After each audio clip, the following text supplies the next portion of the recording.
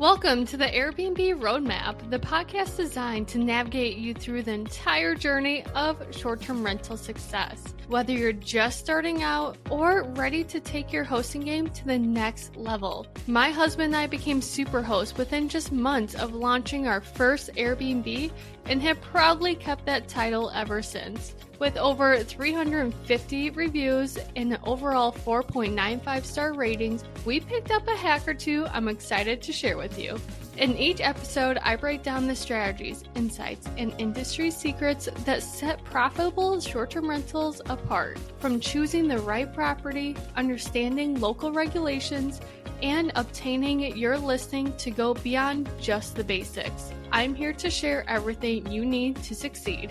So if you're ready to map out your path to Airbnb success and unlock the full potential of short-term rentals, join me on the Airbnb Roadmap. Your journey starts here.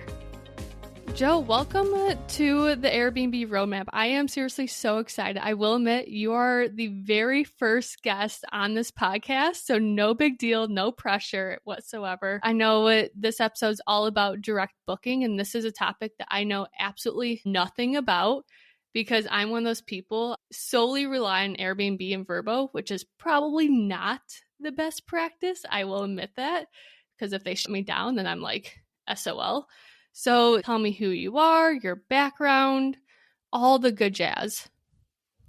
All right. Well, thank you, Brittany. I'm excited to be here and partner with you and Porch Realty to help clients transition into that awesome second home that can also be an investment property, right? You kind of get the best of both worlds with these. So a little bit about me. I've been in the mortgage lending arena now for 15 plus years. I work at Educated Mortgage Services in Madison, and I'll just try to do my best to get folks into their first home, an investment property, second home, multi-unit, all residential mainly. And I do have a cabin in Eagle River, Wisconsin, which is in Vilas County, kind of the northeast corner of our state near the Upper Peninsula of Michigan.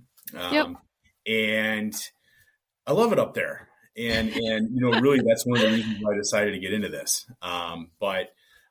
Anyway, I love to structure, work with people's finances, see if we can make these kind of investments happen for them too. And, just partnering with Brittany and her expertise in the short-term rental market coupled with mine, I think, we've helped a couple clients really excel at this. So happy to share knowledge, and work with folks to achieve goals. Yeah, I feel like it's so difficult to find a lender that is actually knowledgeable about short-term rentals. And you have a lot of expertise with short-term rentals, which help a lot. Yes, you've kind of focused on conventional loans, secondary home loans, you don't do any DSCR loans or anything like that. But just the way that you teach people about the mortgage industry and all that is so helpful because I always feel like I come to you with the most dumb questions and you actually help me out. And especially with our short-term rental clients that, if there's a septic issue, you talk them through it, which is really nice. Whereas other people's oh yeah, here's a loan. Let's just get it done. And you actually talk through that. And you are the best of both worlds when it comes to short-term rentals and mortgage. And you're just one awesome person. Not gonna lie. Well, thank you. Well, back at you. And a lot of this knowledge that I've gained is actually because I've lived it and just went through it. Yep. As an example with septic, Vilas County just came through with new septic ordinances. So I think when you had that question this summer when we were working with a client, I had just gone through this. I seem to be more knowledgeable than I want to be on septic systems. Same. However, it's very, very important. And that's some of the great research I've seen you do for clients as well. What kind of permits do you need from the county, the health departments? Is there, in Vilas County, I know we have a fire inspection. Is your septic system up to code in terms of how many bedrooms and people you're going to accommodate, parking spaces at properties? So we're seeing municipalities, especially in communities that are smaller and kind of lake country, mm-hmm. They're starting to want to take their community back some because Airbnb and VRBO have been very robust for them. There's been a lot of revenue that's come in, but it's almost taken over their communities to some Yeah. extent. And, I'm not here to take sides, right, wrong, or indifferent, but that's where it's important where clients partner with somebody like you, Brittany, that can do some of this research and help them to make sure that, okay, permits are in line.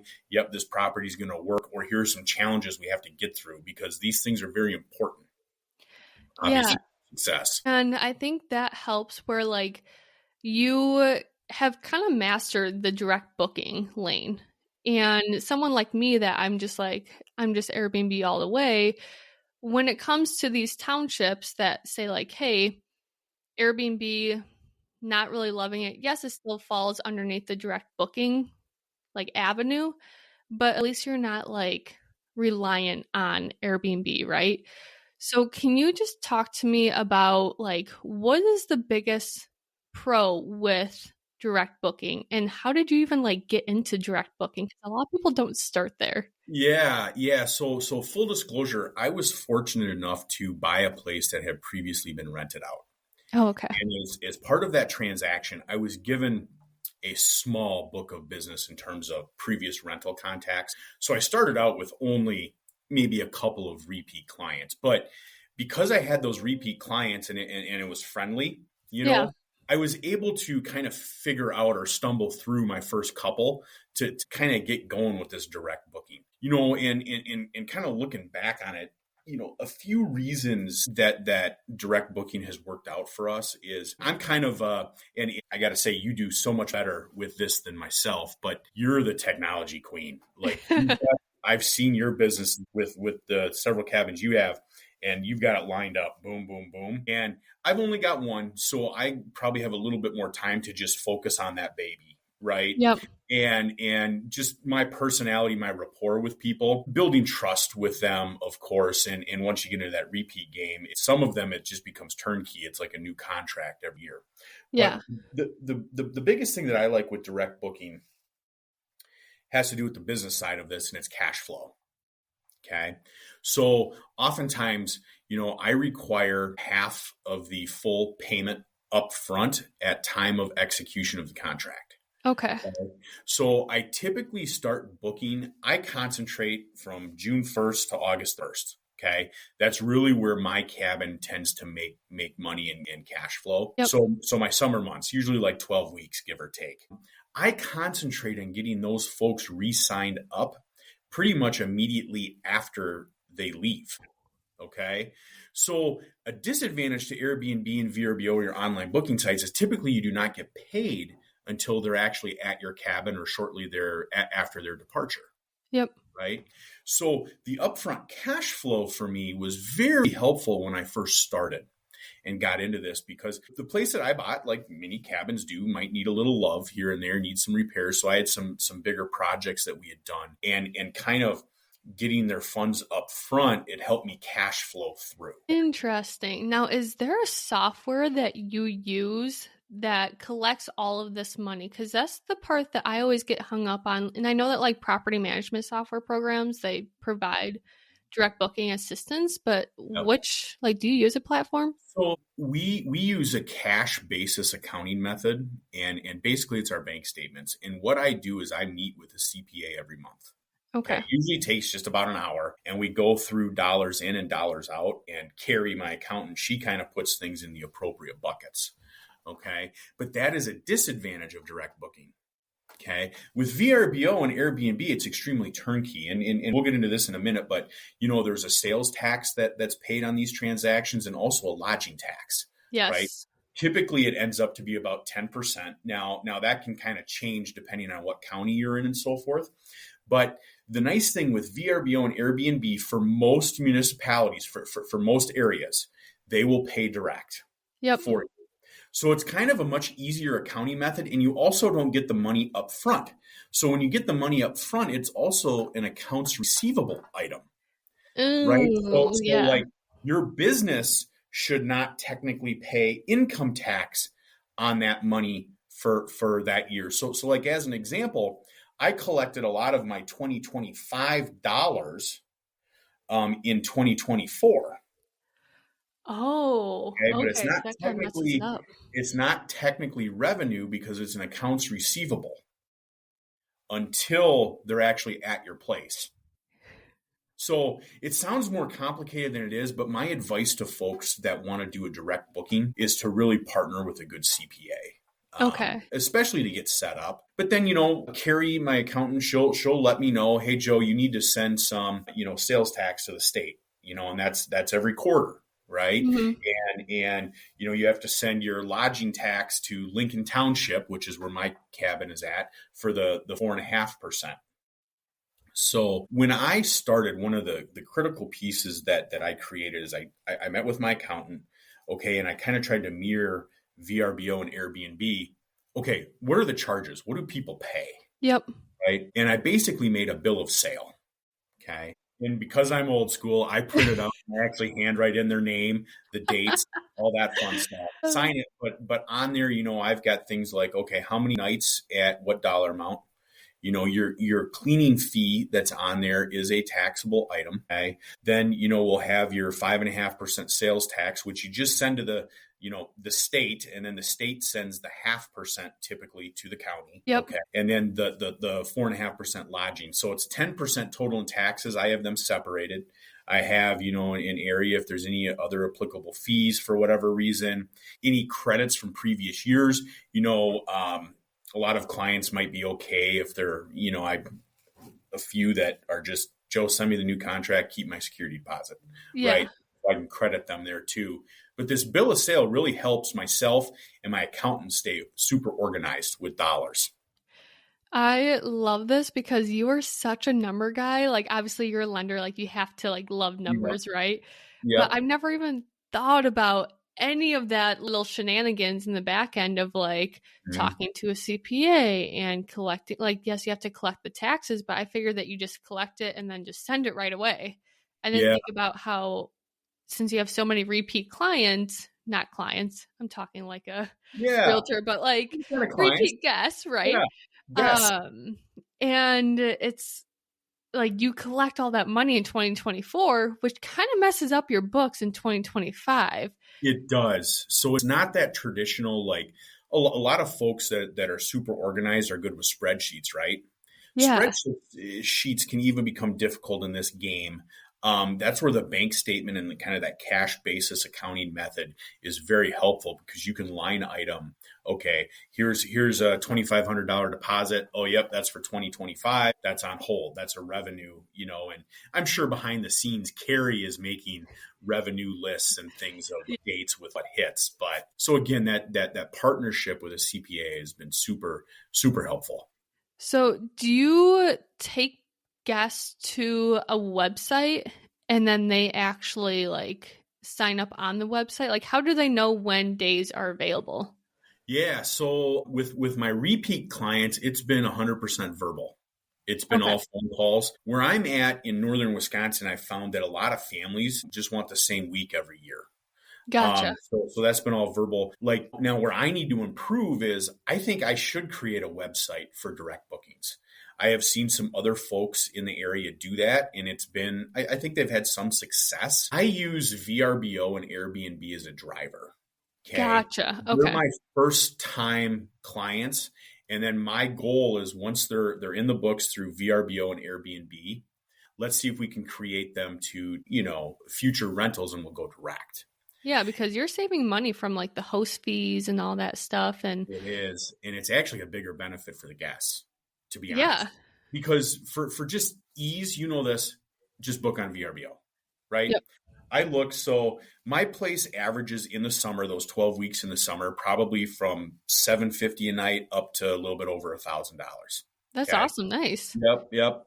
Well, I have a 6-bedroom place, and again, I kind of stumbled into this. We'll talk about that in a minute. But anyway, I was looking, so I just had a guy book end of July, and he paid $900 a night. His VRBO fee that he paid was $795, and they charged me $331. Yep. So what's also nice too is, we're in an era of inflation. Everything's costing more, right? Yeah. So I think people expect maybe their rent to go up a touch, but if you book direct, let's say I book direct next year with this gentleman in 2026, I can increase his rent a little bit, but we're going to wipe out his VRBO fee, and his stay is still cheaper. Which is Yeah. overall lower. Which is That's overall interesting. lower to him. So it's with how VRBO and Airbnb have been structured.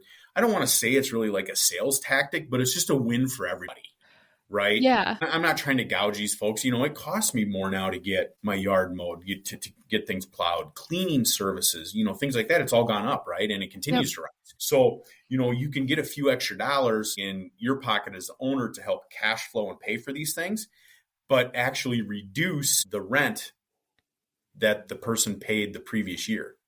Yeah. And the other interesting thing is like with these platforms like Airbnb and VRBO and even booking.com, they really focus on, okay, they want their hosts to be great communicators. They want, the guests to be overall happy, but they also look at how much you charge these people. And like with the algorithm, if you are like one of the top, house that makes like charges guests a lot for the nightly rate, they might not favor you because they're like, hey, you are charging way too much. We actually need to lower you because we want guests to be in your property because then they can get more of the host fee. So that's interesting that like you really control your nightly rates, whereas like us normal folks, we're kind of dependent on Airbnb and VRBO and hiking us up to that first page. Yeah. And that's so I've been doing this for 6 years. And one thing that I would tell you is gradually happened over these 6 years. And in particular, it really started during COVID. The platforms have become much more consumer friendly than they have been owner friendly. So that is another reason why I'm trying to shift a little bit where I can to direct bookings. As an example, cancellation policies, right? Oh gosh. Right now they're like too short. And what people don't realize is that I have one unit. Okay. So if you book me, I'm not advertising this. I'm not booking it with anybody else. And if you cancel on me, in particular, I think VRBO, you can cancel up until like 60 days ahead of your stay, all free of charge or something like that. Yeah. You've really hurt me because that week I've not been trying to sell. So when I do a direct booking, I also have a contract, so I have my bill of sale that goes over the numbers. And then I have a general rental agreement just with like general house rules and things of that nature, kind of a hold harmless thing. Like, don't light fireworks off at my property, and I tell people, I don't care if you light fireworks off, but if you burn down my house, it's not a Joe problem, right? Like, it's a you problem. Yes, it's a you problem. So within that, I've gone to a 120-day cancellation policy. Okay. Because I just think that's fair. I've got one unit, right? So, And what I've always done too with folks is when they book direct with me, I have had a couple people cancel. And here's what I've done. I say, look, I'll put this back online. And if I book it, okay, I will give you your money back. Yep. And a couple times that's happened, it's worked out.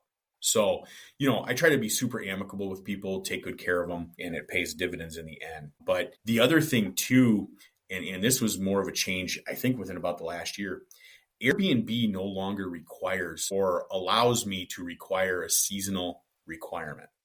Okay. So in the summer, I'm Saturday to Saturday. So I can't have somebody come in and book a Tuesday to Saturday. I don't want them because then I just gave up, 3-4 days, whatever that is. So Airbnb no longer allows me to do a 7-day minimum from like June 1st to August 31st. Okay? Interesting. Okay. VRBO does.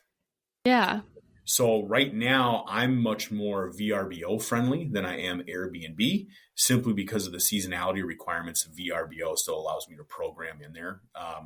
I was on a 800 number with Airbnb multiple times trying to figure this out. And I finally got the answer. You can't do that anymore. So anyway, again, these are good, avenues to get started. And, I'm talking about some of the negatives with Airbnb and VRBO right now, but we should talk about the positives, right? Especially for someone first getting in. Holy cow, what a way to get leads and clients and guests at your house. They're 100%. unbelievable. I love the systems, and especially too, if you're looking for your first one, don't let me scare you with some of these nuances I'm talking about with Airbnb and VRBO, because guess what? My cabin has worked because of Airbnb and VRBO. Okay, so I Yeah. want to give that disclaimer to folks too. I might be, peeling back that onion a little bit more than I should be with them, but I also need to compliment them because it's enabled me to do what I'm doing with my place. Well, you're doing a scaling system too of like you are starting with Airbnb and VRBO, getting, those cold guests, aka like the people that are just browsing and whatnot. And then once they pull the trigger with your property, then you're like, all right, let's just test it out with Airbnb or VRBO. Like, let's see how you do. If I like you as a guest, I will then invite you to do a direct booking later on. And I know that the platforms really try to like deter this from happening because obviously they want the money too. So how are you collecting their emails? I think their emails are part of the They're setup, right? I'm they pretty are sure. they're hidden on Airbnb. So Oh, that's what I Airbnb thought. wants to do all their messaging and everything through their system, and they hide them. I simply call the client. Like when someone books, I call the client almost immediately, thank them. They usually have a ton of questions. We talk about the property. We kind of get excited about things. Yeah. And then they say, hey, can you text me your email? Okay. When they text me their email, even if they book on VRBO and Airbnb, I do have them sign our again, my general rental agreement. Yep. I call it the good behavior document when I'm talking on the phone with them, right? Yeah, that's where I got mine was from you. And Yep. we do that with all of our properties is we actually have them, I give them a link to the lease. I call it the lease, but it's really not a lease. And then they will actually email us back the signed copy. And by them emailing me back, then I kind of get like the okay to like contact them further. Yes, exactly. And I make an Excel spreadsheet, or I actually have a calendar for every year that I've had the place, and I handwrite in their phone number, their email address, and then also maybe a couple notes about about the group type of thing. Yo, you're so old school. Yeah. So, and then, I can pull up my book from 2022 and okay, yep, they were here this week type of thing. But that's been nice. This year, we had a couple of our repeat clients that are usually shoo-ins, have a family wedding, a cruise to Alaska. But I went back to some of my old book of business and reached out, and I was able to book a previous client that was there like 3 or 4 years ago. Oh, wow. Right. So that information is very valuable, and people know how much money they save by going direct, right? Like Yes. They don't forget when they book, oh my gosh, I paid $800 in a VRBO fee, right? Yeah. So they appreciate the reach out typically. Yeah, I feel like we've had numerous guests like reach out and say like, hey, do you guys do direct booking? And Clay and I, like, we're just not set up for that, like whatsoever. So we unfortunately always have to like say, no, sorry, like we just do everything through Airbnb, which I'm sure when I text that back to them, like through the Airbnb platform, Airbnb's like, heck yeah, like you go, because they're like Airbnb for life. But truthfully, like we're just not set up. And I know a lot of people actually do like to do direct booking. Yeah. Yeah. Well, sometimes I toy with it a little bit too, or think about this because I create maybe a lot more work for myself. Yeah. Doing the direct booking at times, right? That is a negative. Though by me doing that extra work, I feel like I might be creating that base for my properties that will be more residual. Will continue. But I would recommend for folks getting into this the first time, or if you have multiple properties, booking through the websites, I think is okay. Yeah. So it's all preference on what folks want and stuff, but maybe you'll probably evolve some to direct booking here. You're a busy lady though. You're crushing it in residential real estate all over the state, and so one of those things we did talk about that down the road. So we use Hospitable for our property management software, and there is a tab that says direct booking. And I know that there's so many other platforms out there that actually like you make a really pretty website, you collect people's credit cards, and you pretty much act like it's your own personal website and whatnot. I've never explored it. Do I want to? Absolutely. At this point, probably not with the baby coming soon. I've kind of automated our whole system, where I only spend about with our other property coming on, probably going to be spending about an hour a week managing our Mhm. Airbnbs.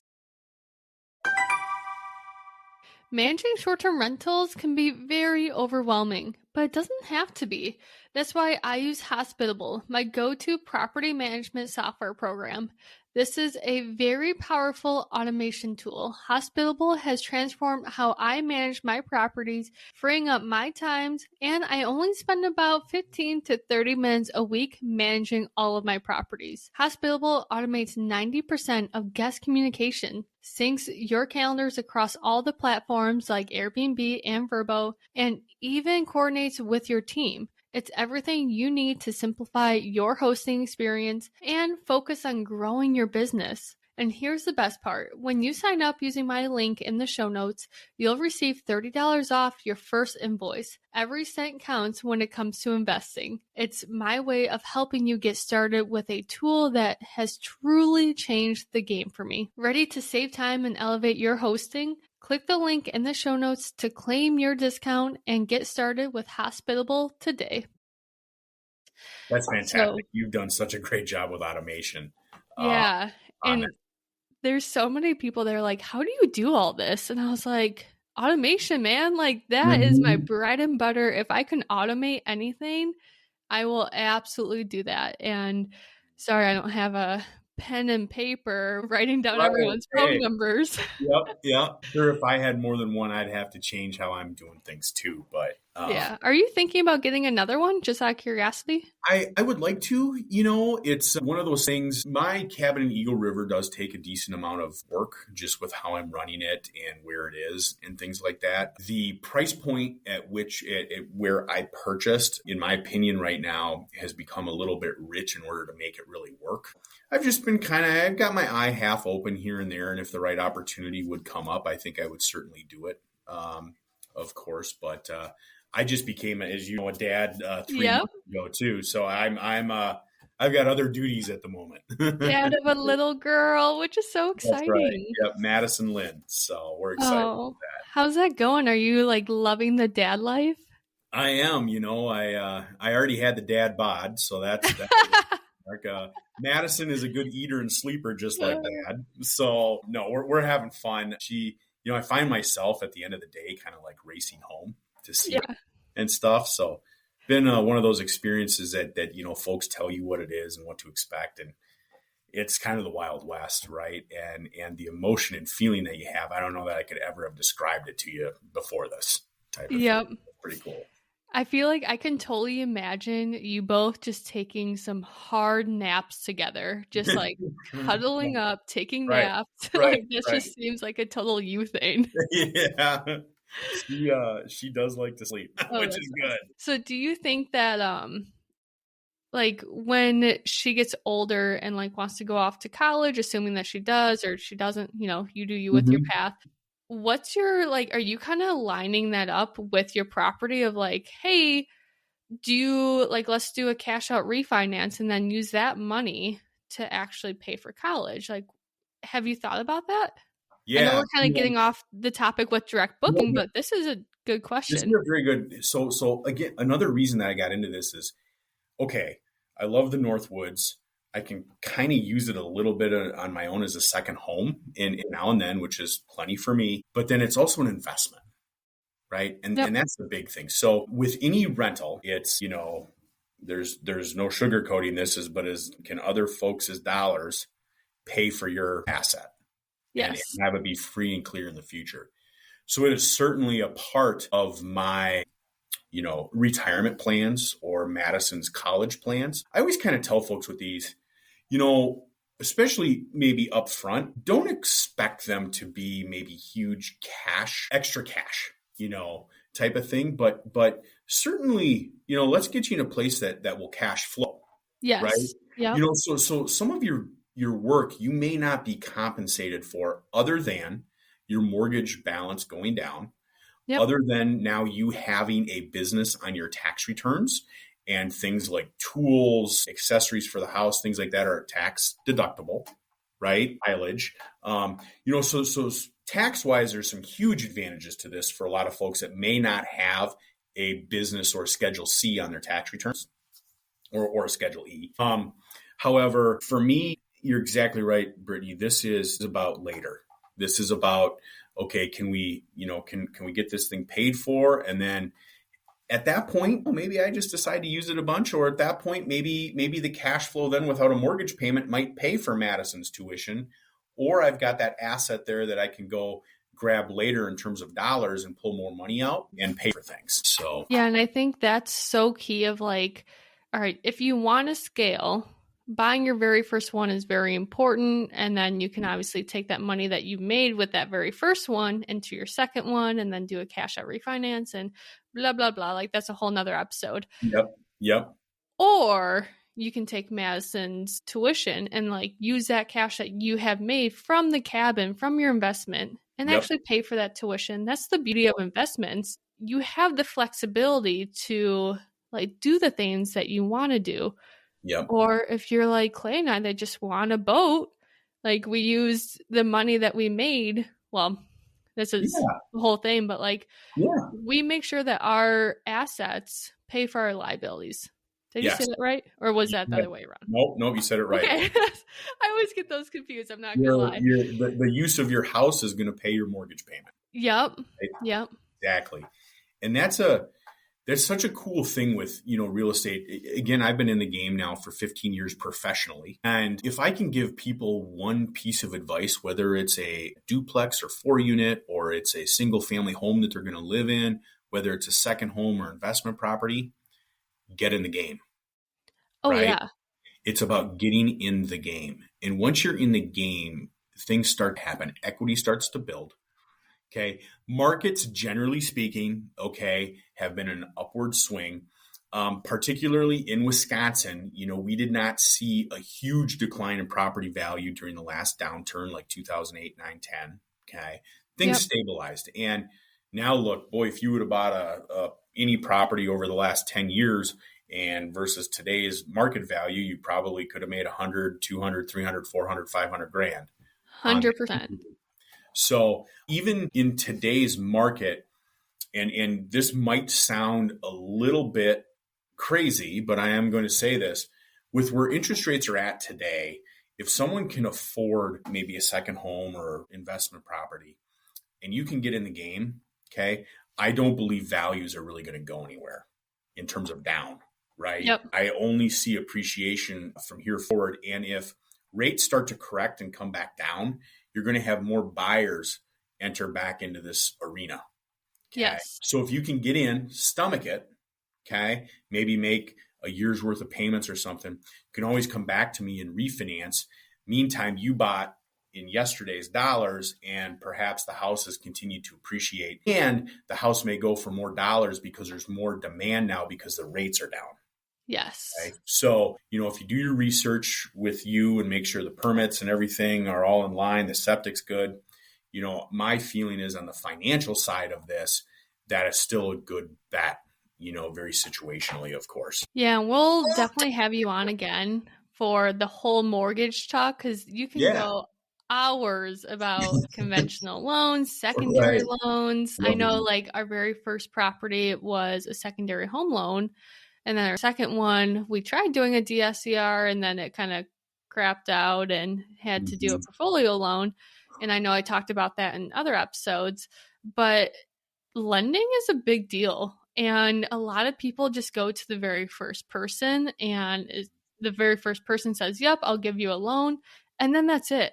But like you can shop around and find, I don't want to say like the best rates, but like the person matters a lot when it comes to having a lender, like having a lender that actually answers your phone calls on the weekends or something. Like, obviously I don't want to call you on the weekend. Like you're with your little girl and your wife. No, I get it. I work the same way you do. Right. So I'm always available, but I think same thing on the real estate side, right? Like there's a lot of us lenders and agents running around out there and some of us do this full time at a high level and can share our experience, with our clients. And that is the difference in a transaction, right? Buys a second home to rent out as an example. And yep, you're in the wrong, you don't have the right zoning. Oh yeah, you can't get through the health inspection. Yeah. Well, that's now we got a big problem where I feel like you and I try to work out as much of that as we can up front, do our due diligence. Ultimately, it is on the client to say, okay, yep, that makes sense. Yep. But we will help guide. And that's where in our business, in our businesses, I feel like so much of the guiding is gone. Yes. And that's where you and I are still operating in a world where we can help people, we can do it right.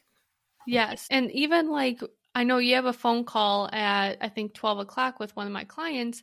And I was talking with them last night and I was like, Joe is literally the best guy to educate you because he doesn't make you feel like you're dumb. And any question is not a dumb question. And I know like I've asked you so many questions that I'm like, I should know this, but I don't. But like, we can't know everything, and especially with short-term rentals too, that the fact that you know all of this already helps the lending portion so much. And you have knowledge with VRBO, Airbnb, direct booking. Like obviously you have a lot of knowledge with direct booking, and it helps the process a lot. So yeah. Well, I think, making sure folks are comfortable in this, right? There's no sugarcoating this, right? This is a big decision. It's scary. It is. It's very scary. So let's get out. Let's do some X's and O's. Yeah. Right? Let's get out. Let's make sure we're good here, here, and here. Okay, this is your risk. This is your reward. Doesn't make sense. Yeah. So kind of wrapping up, do you have like a funny story that happened at your property, or like one tool that really like exceeded your business, like helped your business out? Yeah. I guess it's not really a funny story, but it was it was a little scary. Those are the best stories. Well, right.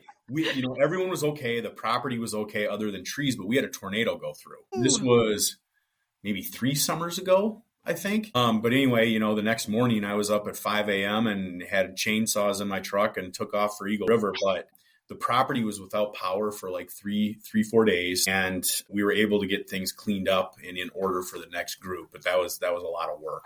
Oh my gosh. Was a guest staying there at the time? They were. Yeah. Yeah. Unfortunately, my place has a nice basement. So they were safe, right? They were down and safe and stuff. But I have a lot of on my property, like giant pine trees that like Brittany, you and I couldn't hug together. Like they're huge. We could try. And the tops kind of came off several of them. So we really lucked out on that one. But that was kind of my biggest scare up there. Yeah. I guess, you would say. So. That reminds me of a story that I quickly want to share. I think this happened this spring. We had some crazy flooding in the spring of 2024 because we're in 2025 now. But in 2024 spring. And Clay and I were just sitting on the couch and watching the news. And these guys, like these weathermen, were like going haywire because they're like, this is their Super Bowl of like this huge flood. Okay. And it was like 100-mile-per-hour winds, like 90 to 100. And we just saw the map and where all of our properties are. It's like, hey, your primary house is going to get hit bad with some windstorms. I'm like, okay, primary house, whatever. Like we're here, we're hunkered out. And then the map, like the guy was like, oh, high winds in Merrimack, Wisconsin. I'm like, oh my God, that's one of our rentals. Like, good, like something's gonna happen there. And then it's like, oh, now it's on to Princeton, Wisconsin. And I'm like, that's another one of our rentals. Like this windstorm and like just went right up. Flood literally just hit all of our properties. And I'm like, Clay, like this is our worst nightmare right now. Like thankfully I think someone was at one of them. But I was like, this literally like knew exactly where all of our properties were, and it was just tracking everywhere. And that was Clay and I were just sitting on the couch and we're just like, we had the like, oh shit moment of like, yeah, what do? We kept on checking our external cameras on the properties. And that was our like biggest scare. And the weather, it's no joke. A lot of people don't think about that stuff. No. And I think that's just a second home feeling when you're not there and storms go through. But one thing, I would tell folks too, I have so much more technology at my place in Eagle River than my primary home. Oh yeah. And that's a whole other thing. That's a whole other thing. Right? Yeah. So, but no, very good is awesome. awesome chat today. I appreciate it. Yeah. So how can people find you? Yeah, so the best way for them to get a hold of me is just, my cell phone is 608-217-9968. Or they can email me at work, and it's Joe, Joe, at edumtg.com, like educated mortgage, but abbreviated, edumtg.com. Love that. All right, perfect. Well, thank you for hopping on and telling us all Yeah. things direct booking. And I learned a lot because I was so clueless, but now I'm not as clueless and I don't think I'm as scared of direct booking. Nice. Well, I'd love to help you get started. That's no problem. And any other client that wants to get in on this, I know you and I have partnered well with some other clients in the past to make their dreams a reality in the second home market. Love that. Well, thank you so much, Joe. All right. Thanks, Brittany.